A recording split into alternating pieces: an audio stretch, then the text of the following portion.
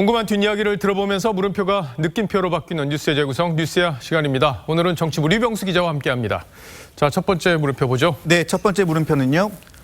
불출마 김의겸 왜 비례 명단에입니다. 예, 부동산 투기 의혹 때문에 이제 민주당의 불출마 압박을 수용을 해서 불출마 선언까지 했는데 어제 비례대표 명단에 들어있어서 저도 좀 놀랐어요. 이게 어떻게 된 일입니까? 네, 민주당은 민주당인데 더불어민주당이 아니라 열린민주당입니다. 이번 총선에 하도 여러 가지 정당들이 나왔다 사라지고 해서 이 정치부장이 저도 이 정당 이름이 잘 입에 붙진 않는데 이 당 이름이 열린민주당이죠? 네, 그렇습니다. 손혜원 의원과 정봉주 전 의원이 주도하는 열린민주당입니다. 어제 비례대표 추천 후보 명단을 발표했는데 여기에 김 전 대변인 이름이 포함돼 있었습니다. 자, 그런데 김 전 대변인이 흑석동에 상가를 샀는데 이게 투기 의혹으로 번져서 결국엔 청와대를 떠났고 지난달 불출마 선언까지 하지 않았습니까? 자, 그런데 이게 어떻게 해서 다시 출마를 하게 된 건지 그 사연이 뒷얘기가 있을 것 같아요. 예, 김 전 대변인은 지난 2월 초에 페이스북에서 이제는 멈춰질 시간이 된 듯하다고 불출마 선언을 했습니다. 하지만 결국 뜻을 거두지 않았고 친조국 정당으로 평가받는 열린민주당의 공천을 받은 겁니다. TV조선 여당팀과의 통화에서 막판 결심이라고 설명했지만 사전 준비도 했습니다. 한다고 믿고, 왜냐하면 처음부터 한다고 뜻을 밝혔기 때문에 그래서 이제 쭉 기다리고 어제 정상적으로 면접을 받고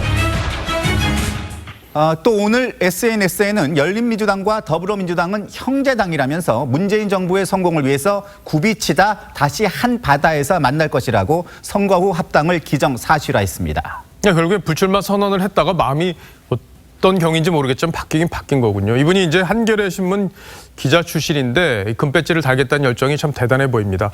유권자들이 이걸 어떻게 평가할지 이제 두고 봐야겠고요.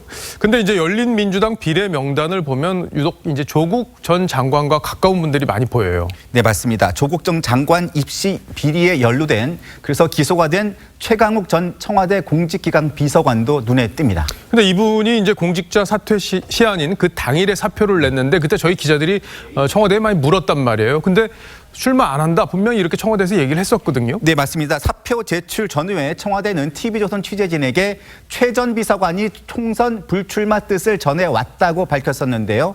최 전 비서관이 청와대에 거짓말을 했든지 아니면 청와대가 알고도 기자들에게 거짓말을 했든지 둘 중 하나는 분명한 겁니다. 최강욱 변호사는 이미 일주일 전에 함께하자는 입장을 밝혔고 본인의 신분, 지위 이런 것 때문에 금요일 7시까지 엠바고를 걸어주십니다. 조국 비리 연루 의혹으로 기소까지 된 인사가 총선에 출마하면서 이번 선거에 조국 전 장관이 다시 소환되고 있다는 평가가 많습니다. 예, 최강욱 전 비서관이 열린민주당에 출마한다는 걸 저희 김복원 기자가 단독으로 보도를 해드렸었는데 진중권 교수가 여기에 대해서 한마디 했죠? 네, 진 전 교수는 열린민주당이 아니라 잘린민주당이라고 했습니다. 자격 미달 후보 위주로 비례대표 후보로 모아놓았다는 것을 꼬집은 겁니다. 또 김의겸과 손혜원은 부동산 투기 의혹으로 탈락, 정봉주는 키스미스로 탈락, 최강욱은 사문서 위조로 기소됐다. 유권자 눈치 보지 않는 패자 부활전 정당이라고 비판했습니다. 깨알같이 비판을 했군요. 자, 근데 민주당 입장에서는 이런 모습들, 그러니까 유권자들이 보기에는 뭐 비슷한 정당 아니냐, 거기에 결국에는 조국 논란으로 심판받아야 될 사람들이 다 그쪽 가 있는 거 아니냐, 이런 논란이 부담스러울 것 같아요. 네, 사실상 선거 전략 차원에서는 조국의 부활이 부담스러운 것이 사실입니다. 조국 사태의 본질은 사익을 위해서 불법과 탈법을 한 혐의였고 특히 젊은 층의 공정에 대한 논란을 일으킨 측면이 강하기 때문입니다. 하지만 김 전 대변인이 고백했듯이 정치권에서는 어차피 총선 후에 더불어민주당으로 합칠 것으로 보고 있는데요. 이 부분은 지지층 결집 효과로 이어질 수 있다는 분석도 나옵니다. 예, 좀 더 두고 보죠. 첫 번째 물음표 정리를 해볼까요? 네, 첫 번째 물음표 불출마 김의겸 왜 비례 명단에는요. 문심, 조심 앞세워 변칙 입성으로 하겠습니다. 예, 변칙 입성. 예, 이번 총선에서 뭐 관전 포인트가 되겠네요.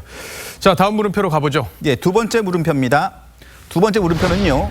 김종인의 대국민 사과 왜입니다. 예, 김종인 전 대표가 이제 통합당 선대위원장으로 영입이 되려고 했는데 결국에는 여러 가지 요건이 맞지 않아서 실패가 됐었는데 그것 때문에 대국민 사과를 한다는 건 아닐 것 같은데. 네, 그건 아니고요. 김 대표가 회고록을 내는데요. 거기에 대국민 사과를 한다는 내용이 등장합니다. 아, 대국민 사과를 한다는 내용이 있다. 근데 여야를 오가면서 이제 킹메이커 역할을 한 사람이어서 이 뒷이야기 같은 것들이 회고록에 담길 것 같아요. 이제 어떤 부분에 대해서 사과를 하는 건지 좀 정확히 설명을 해주죠. 네, 김 전 대표는 책에서 국민에게 2번 사과를 해야 한다고 했습니다.